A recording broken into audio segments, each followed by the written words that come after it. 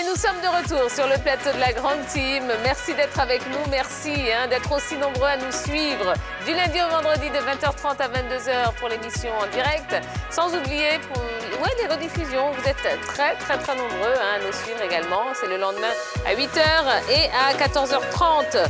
Bon, on va continuer, passez le message autour de vous. La Grande Team disponible sur le canal 203, StarTime 740, la TNT numéro 3 ou encore en téléchargeant tout simplement l'application RTI Mobile.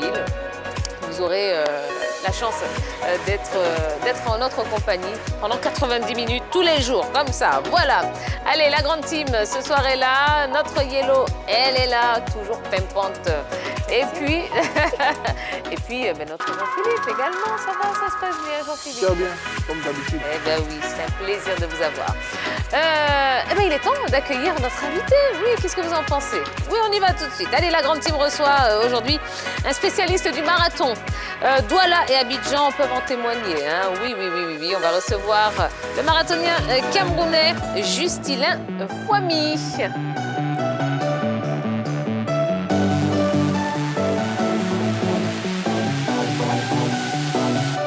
Bonsoir Justilin, comment allez-vous? Ça va. Bienvenue sur le plateau de la Grande Team. Merci. Bon, j'allais vous dire bienvenue en Côte d'Ivoire, mais c'est la maison chez vous. C'est la maison, merci. Ouais, ça se passe, le séjour se passe bien? Ça va pour l'instant. D'accord, très bien. Alors Justilin, je vous présente la team de ce soir.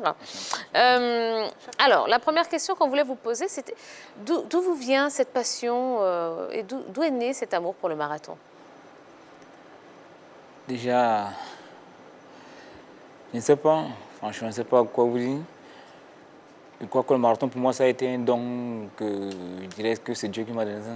Parce que depuis que j'ai commencé à courir, en 2007, j'étais d'abord footballeur, je jouais au foot. Ah, je jouais du côté de Garoua, je ne sais pas, vous connaissez la brasserie, jusqu'en deuxième division.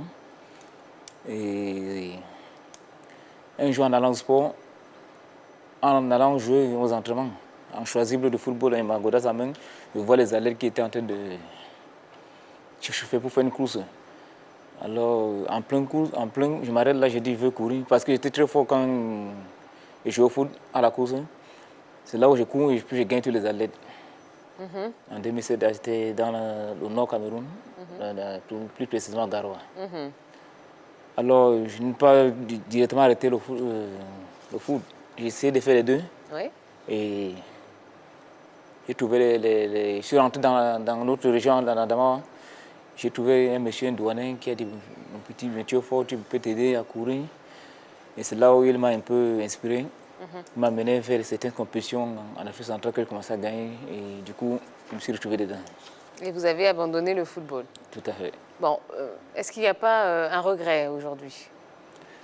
Bon, je ne sais pas, mais je ne crois pas. Je crois que pour moi, c'était de gagner et je continue de gagner. Je crois que c'est suffisant pour moi. D'accord. Alors, Justilin, quelles sont les prédispositions qu'il faut avoir pour être un bon marathonien? C'est beaucoup. Déjà, il faudra commencer par... On s'entraîne en altitude, chercher de l'altitude pour s'entraîner. Oui. Déjà, sort du Kenya, c'est la pandémie qui m'a fait rentrer au Cameroun. J'ai fait 9 mois au Kenya, à Iten, à plus de 2500 mètres d'altitude où je me suis entraîné. Et c'est là, grâce à ça, que j'ai réussi à faire mon record 2h15 au marathon. Et la nutrition. Vous savez, un athlète n'est pas quelqu'un qui doit... Il faut être très discipliné. Discipliné dans tout, dans ton sommeil, dans tes équipements, dans ta nutrition. Bref, surtout pour réussir. Et j'ai beaucoup appris quand j'étais au Kenya. Il n'y a pas la magie, peut-être, comme on dit en athlétisme. Quand tu es discipliné, tu fais ce qu'on veut, mais je suis sûr que les résultats vont venir seuls. Tout à fait. D'accord. Oui. Justin, comment se porte le marathon au Cameroun? Je ne sais pas, c'est presque comme ici. J'ai fait plusieurs marathons ici, le marathon de Côte d'Ivoire. Et le marathon de Douala, je crois que c'est presque les mêmes organisations. Vous trouvez beaucoup d'engouement auprès des jeunes Camerounais pour pratiquer cette discipline parce que vous êtes dans un pays où généralement, soit on pratique les sports de combat en majorité ou le football. Est-ce qu'aujourd'hui, votre exemple a incité beaucoup de jeunes Camerounais à pratiquer le marathon? Oui, franchement, il y a beaucoup de jeunes qui m'appellent de partout. du Cameroun qui vient me rendre visite chez moi, que ce soit ici ou bien partout, ici en Afrique centrale ou bien en Afrique de l'Ouest. Il y a beaucoup, je ne peux pas vous citer tous les noms ici, qui me demandent beaucoup de conseils. Bon, tout ce que moi je peux leur dire, c'est de s'entraîner et être discipliné. C'est quoi que ça, avec le temps, ils vont essayer d'améliorer leur performance et ça va venir. Sinon, pour l'instant, c'est un peu au ralenti. Alors, Justina Fouami, pour qu'on comprenne bien, comment vous préparez vos compétitions? Déjà, c'était dû. Quand j'ai peut-être que le marathon de Yamoussoukro où je pars, par exemple, moi j'ai suivi ça un peu, j'ai vu les annonces un peu tard, mais j'ai eu à m'entraîner pendant 1 mois et demi. Pendant ces 1 mois et demi que j'ai fait, je me suis d'abord déplacé de Yaoundé, parce qu'on ne s'entraîne pas en capitale, on ne s'entraîne pas en ville. Je suis rentré dans l'Ouest Cameroun, presque à 1800 mètres d'altitude, où j'ai fait pratiquement 1 mois et demi d'entraînement. Bon, le quotidien c'est quoi? C'est sortir, courir le matin, midi, soir, manger, dormir, c'est tout ça que j'ai fait pendant ces 1 mois et demi. Et je crois que peut-être je suis à la hauteur, on verra samedi prochain. D'accord. Alors, Justina, vous excellez dans une discipline où généralement les Kenyans sont rois. Comment est-ce que vous expliquez le fait que vous ayez réussi à les détrôner? Déjà, je ne sais pas, moi, comme je vous ai dit, c'est un don que Dieu m'a donné. Et j'ai beaucoup essayé de copier leurs exemples. Je n'ai pas voulu rester basé peut-être comme sur les idées du Cameroun, sur mes grands frères qui ont couru avant. Au Kenya, par exemple, leur travail, c'est de manger. Bien que les légumes, peut-être, ils sont trop disciplinés, c'est ce que vous disiez au départ. Donc j'ai essayé de copier ces disciplines qu'ils ont, leur façon de vivre et leur manière aussi de s'entraîner.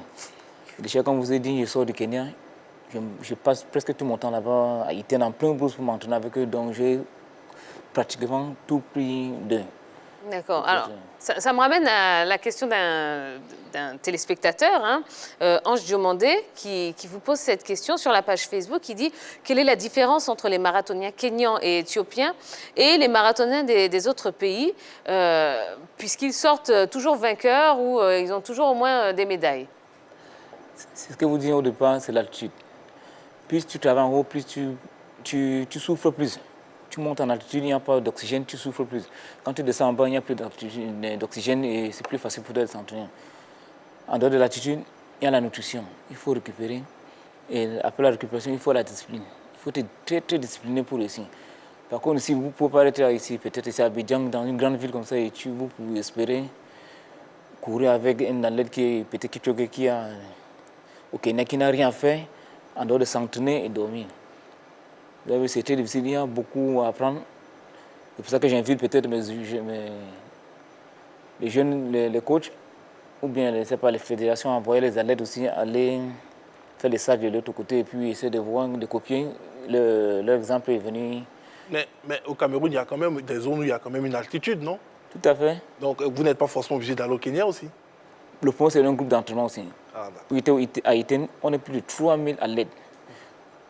Il vous dit que je sortais tout juste de l'Ouest pour m'entraîner. Je me suis entraîné seul pendant 1 mois et demi. Par contre, au Kenya, on court de 6h jusqu'à 19h. Et tu ne peux pas manquer un groupe. Les gens courent à tout moment de la journée. Vous avez vu, ça te pousse à courir. Et la course, on ne court pas seul. Quand tu cours en groupe, vous êtes tous forts. Ça vous amène à faire des belles performances et à progresser plus vite. Par contre, quand tu cours seul, psychologiquement, ça ne donne pas. Et pourquoi au Cameroun, vous courez seul? Il n'y a pas assez de personnes qui sont... Bon, peut-être ils sont un peu dispersés partout. Et déplacer quelqu'un de chez lui, peut-être de 200, 300 km, s'entraîner avec toi, ce n'est pas facile. Par contre, au Kenya, c'est une seule zone où ils s'entraînent tous. On appelle ça Eldoret. C'est une seule ville que toutes ces athlètes sortent. Donc, je crois qu'ils sont plus assemblés là-bas et c'est plus facile pour eux de s'entraîner. D'accord. Alors en 2019, vous avez remporté pour la 3e fois le marathon d'Abidjan, donc bravo déjà. Et vous avez déclaré ceci aux médias ivoiriens sportivoire.ci.